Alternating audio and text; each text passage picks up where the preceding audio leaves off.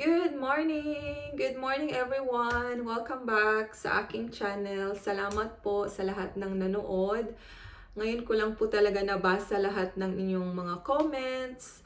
Marami din po nag-subscribe. Nagulat ako, nasa 298 subscribers na ako, which is dati 100 lang. Super thank you po sa lahat po ng nanood. Meron pong nag-comment, nandito po nabasa ko ngayon na maraming nag-subscribe. Thank you so much po sa lahat po ng nag-subscribe. Super tagal ko pong hindi nakapag-upload ng video. Last ko pong video is January pa. Tapos nun hindi na ako nakapag-upload kasi po marami pong nangyari sa aking buhay. First po is lumipat po kami ng bahay from apartment to Reiki house. Tapos umuwi din po kami ng Pilipinas nung last April. Tapos prior to that, marami pong gawin dito sa bahay. Marami pong ganap at this past 5 months, marami pong naganap sa buhay. Kaya ngayon lang po ako nakapag-upload ulit. So gusto ko lang i-shout out lahat ng mga sisi na nag-subscribe, nag-comment. Ngayon lang po talaga ako nakapag-time na tumingin sa aking YouTube channel at nabasa ko po na marami palang nag-subscribe din. Thank you. At may natutunan kayo sa aking video. Ngayong video na to, ang sasagutin natin yung dalawang question dito. May nagtanong dito na mag-aaral ba ng language once makapunta ka dito sa Denmark? Yes po. Kailangan po ang language dito. Once po na naka-receive na po kayo ng visa from FR visa, kailangan nyo pong mag-apply or mag-aral. Kasi once maka-receive na kayo ng visa, yung visa papers nyo po, nakasulat doon kung anong mga kailangan nyong gawin.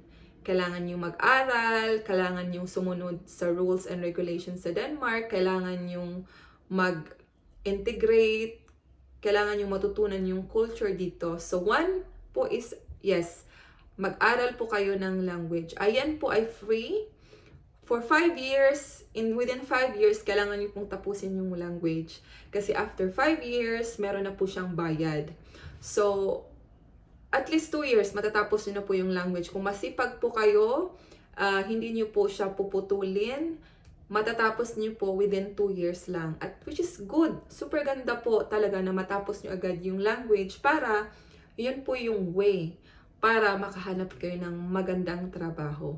Yun din po yung way para makapag-aral kayo. Kung gusto nyo po mag-aral, for example, ang napaka-famous po na course dito is Susu Yelpa or Susu Assistant or if you want to become a dentist assistant, yan po ang mga super famous na pinag-aaralan ng mga kababayan natin na gustong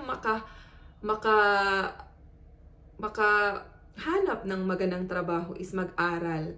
So, yes, si Narisa Perez, yun po, yes, kailangan po mag-aral ng language. At yan po ang importante. At hindi lang yan hindi lang yan para sa trabaho.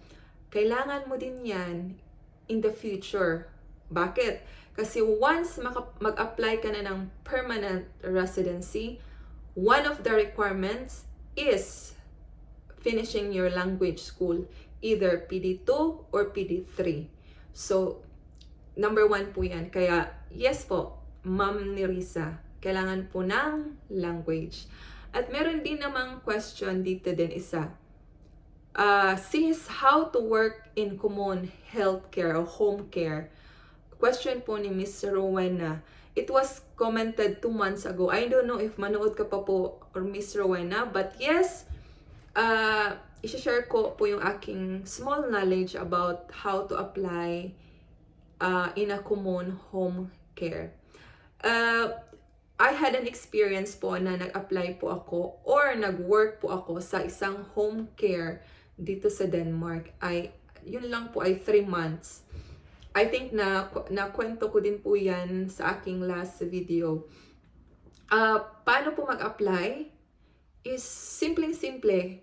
every commune or municipality has their own website. So kung saang commune or municipality ka nakatira, pwede kang mag-search sa kanilang vacant job at 100% marami kang makikitang mga job dyan tungkol sa home care. Either home care or private care. Itong home care naman, ang tawag is Yemayelpa. At isa naman is sa Yemapline. Ang Yemapline is isang malaking institution ng mga matatanda. Doon na sila nakatira sa institution. Ito namang Yemayelpa is yung mga matatanda na nasa bahay pa sila nakatira sa mga apartment nila. Kasi nga, kaya pa nilang tumira sa kanilang bahay. Kasi minimal help lang yung kailangan nilang mga help. Whereas sa institution or dun sa home care aged house or institution, yun na po yung mga matatanda na hindi na talaga nila kaya yung mga basic na kailangan nilang gawin. Like for example, magpupo sila, kailangan na nila ng help para mag-wash or kailangan na nilang mag-help para magsuot ng damit or maglagay ng underwear, kailangan na nila ng super help. Kaya po nasa institution na sila. Mostly din po sa mga matatanda na nasa home care is meron na silang mga Alzheimer disease, marami na silang mga health problems, kailangan na nila ng 24 hours na help. Ako naman, in my experience, nasa home, Yemayelpa ako, which is nagbe-visit ako ng mga house ng mga matatanda, which is need lang nila ng mga small minimal help like washing their clothes, like putting their clothes in the washing machine or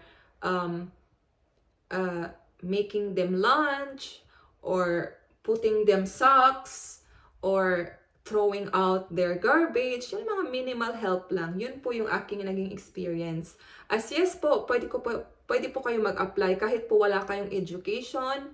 For the start, pwede kayo mag-apply as a home care, home care nanny or Yemayelpa sa mga commune nyo dyan. So, wala po yung, nung time kasi noon, nag-hire sila ng UFAULET, meaning non-educated. At meron din naman silang hiring na FAULET, which is educated. Ang in-applyan ko po is UFAULET kasi wala pa akong education ng Yemayelpa. So, yun po. Nakapasok naman ako kasi nga that time, nakatapos na ako ng language. Alam ko na yung mga basic na mga language. So, kaya po importante po ang pag-aaral ng Danish. Kahit sa ayaw man or sa hindi, kailangan nyo po talaga yan. Kasi kailangan nyo din yan sa permanent residency nyo. One of the requirements. So, yun lang po ang aking katanungan for this video.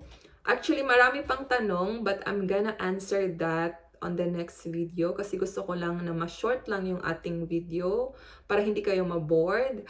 At yes, Sisi, Rowena, visit lang po kayo sa mga website ng inyong mga commune. Kasi every municipality po, meron silang website. Makikita nyo po doon ang lead job, meaning vacant positions. So, mag-apply po kayo doon, send your resume. Mas maganda po marunong kayong mag-Danish, konting Danish, kasi hindi po English doon. Kailangan nyo pong mag-Danish. Kasi ang mga matatanda, hindi po sila nagsasalita ng English. Ayaw na ayaw nilang mag-English kasi nga love na love nila their own language. Kaya tayo na lang po ang mag-adjust. Kung kayo po ay masipag, mag-aral, matutunan nyo po ang language na Danish. Although mahirap po talaga siya from the start, but if meron po kayong willing po kayong matuto, gamitin nyo po siya sa daily life, sa mga asawa nyo, magsalita kayo ng Danish, para po magiging easy sa inyo ang Danish. Ako, personally, I'm not fluent. I'm not saying I'm fluent. I'm not fluent po. Hindi po ako fluent. Hindi po ako nagmamarunong. Ako po ay hindi po masyadong marunong. To be honest, basic lang po yung alam ko. At saka pag deep conversation na, ay, poop, stop. Hindi ko na alam ang pinagsasabi mo. kailangan nating mag-switch ng English. Kaya po, it's very important po matutunan ang Danish language. So, yun lang po for today's video. I hope you enjoyed this video. I hope you learned something from it. And I wish you good day. Have a nice day. Have a nice evening. And be good. Bye. Till next time.